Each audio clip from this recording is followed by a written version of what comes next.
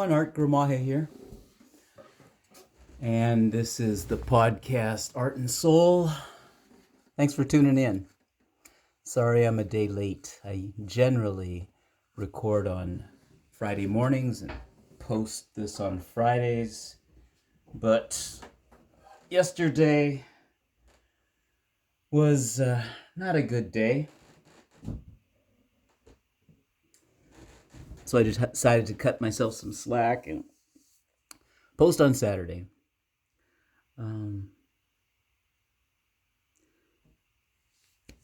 Just a little background. I don't need much sleep, really. I think if I get 6 hours of sleep, my body tells me to wake up. That's why I enjoy the mornings so much. Because if I go to sleep early, I wake up early. And if I go to sleep super early, I'll wake up super early. And I enjoy the mornings because of the quiet nature of mornings. And my morning routine is I generally pray and exercise, meditate, exercise in the mornings. And so those two things have been foundational for me in my morning routine for years. And I cherish mornings, and especially here with Mom, the quiet aspect of mornings where I don't have to worry about her and what she might be doing, what she might need, or the household stuff during the day. So I love mornings, but that assumes I get good sleep, and I can wake up super refreshed and energetic. Mornings are my best time of day. I jokingly, when I was working in the parish, I could not do midnight masses. When I was pastor, I would always give those to the associate priest. And I would jokingly say, hey, if there's a 5 o'clock mass in the morning, that's my mass. I'll do that mass. That'll be my best mass all day. So that's the background. Because what I'm going to say is not something I'm very proud of. The last 2 nights, Mom has had her kind of sundowners, and this is rare because she'll usually have her sundowner, um, you know, 2-3 times a month, and it's generally she thinks she has to go somewhere. So she'll wake up at various times and thinks she has to go somewhere. And so both on Thursday night and Friday night, she had this. And I don't recall her having 2 days in a row of this sundowner. But she's agitated, and she just is nervous that she has to go somewhere. And no matter what I say, it doesn't change her mind. And when I'm in the middle of sleep and woken up with this, I'm in a daze, and I just react like if she can change. And then I get frustrated, and I just don't handle it like I would during the day. And I get impatient with her, and I'll and I'm just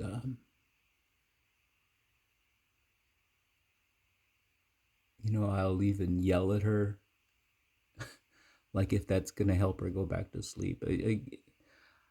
It's just reaction on my part that doesn't work, doesn't make sense. And in moments like this, I realize that I'm wrong, um, and these actions don't help. And this is not the way to handle the situation, and it's not the way to treat my mother. Um, I think it's born from just resentment that I'm inconvenienced, that I had to wake up. And then I'm just tired also. That enters into it too. Um, but I don't like the way that I react in these situations. And um, so Thursday night, I guess it was Wednesday and Thursday nights, I was especially irritated and impatient and, a jerk. I and it's born, I think, from resentment. I resent that I'm in this situation, and I'm the one who has to deal with this. That I'm the one who had to get up and help her, and I hate feeling that way. I hate when I feel resentful um, toward my mother, and then the subsequent actions that flow from that. And then I realize what I've done, and I feel ashamed. So it's this stupid cycle of emotions that I find myself in from time to time, and I don't like that aspect of me. And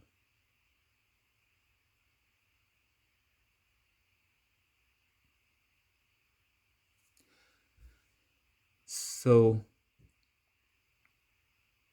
that's why I didn't post yesterday. I got up very late.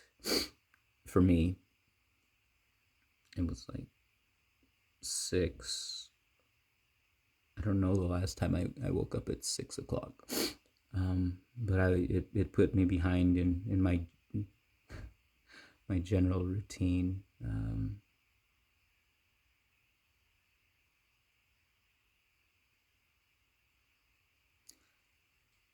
So there you go. You're not my confessor, but that's my confession.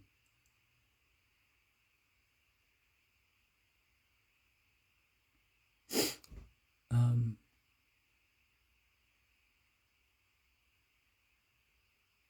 this morning, you just got back to my normal routine, which was good. And in my prayer, I felt extra convicted of these things because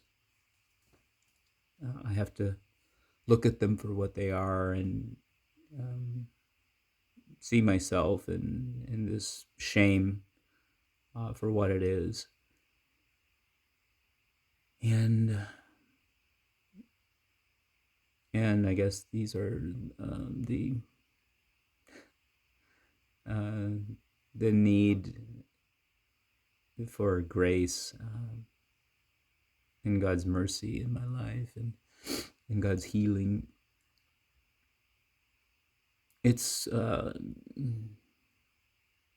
it's a funny dynamic for us who are priests. We have the duty, task, responsibility, and honor of getting to comment on the scriptures and give homilies and preach. And it's been said that our preaching is primarily is born out of or is framed by preaching to ourselves. And I think there's an aspect of that that is very true. At least I've found that. And so the echoes in my brain go back to homilies that I've given in the past and themes that recur, and we don't heal ourselves. We don't bring solace to ourselves. We don't give grace to ourselves. It's all from God. And in moments like this, that's when I realize it. It's moments like this where I really see myself as a sinner, to use theological terms, and how to transform the sinner into a son of God. I'm working on that, I guess, still. And aren't we all?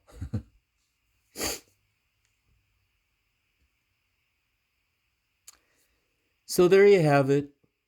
Art and soul.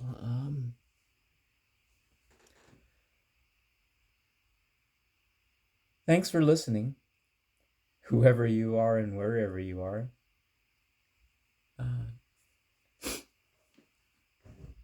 In general, these podcasts, reflections, recordings are more positive, and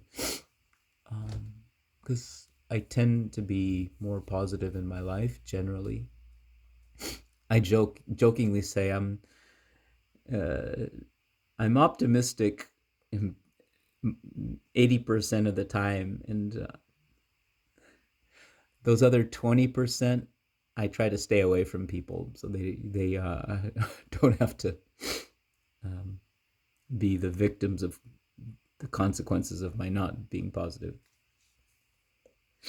So I guess I'm recording in some ways about that other 20% that most people don't see in me. But it's real, and it's part of this current phase of life here at 10265 Renton Avenue South, Seattle, Washington, 98178. The address that I grew up in, and my current address.